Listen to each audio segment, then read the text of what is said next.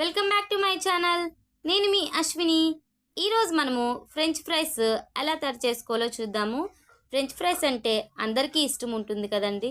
మరి ఇష్టం లేని వాళ్ళు ఎవరైనా ఉంటారా? పిల్లలు అయితే ఇంకా చాలా ఇష్టంగా తింటారు.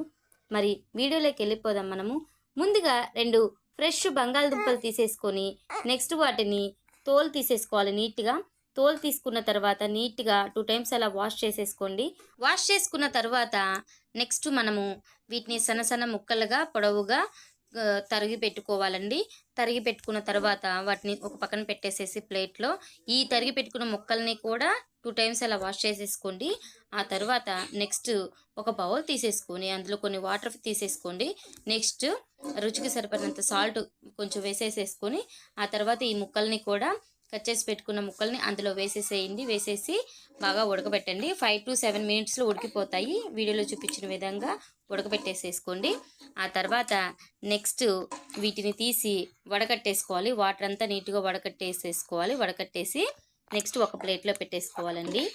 అయితే మన ఛానల్ని ఫస్ట్ టైం కనుక చూస్తున్న వాళ్ళైతే మన ఛానల్కి సబ్స్క్రైబ్ చేసుకోండి. నెక్స్ట్ బెల్ ఐకాన్ క్లిక్ చేయడం మాత్రం మర్చిపోవద్దండి. బెల్ ఐకాన్ క్లిక్ చేసిన తర్వాత ఆల్ అనే ఆప్షన్ని సెలెక్ట్ చేయాలి.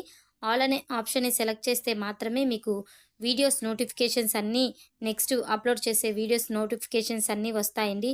ఆ తర్వాత మనం ఒక కళాయి తీసుకొని కళాయిలో ఆయిల్ని బాగా వేడెక్కించి ఆ తర్వాత మనము తరిగి పెట్టుకున్న బంగాళదుంపలని ముక్కల్ని కూడా ఇందులో వేసేసేయండి. ఇందులో వేసిన తర్వాత బాగా గోల్డెన్ కలర్ వచ్చేంత వరకు వేయించండి.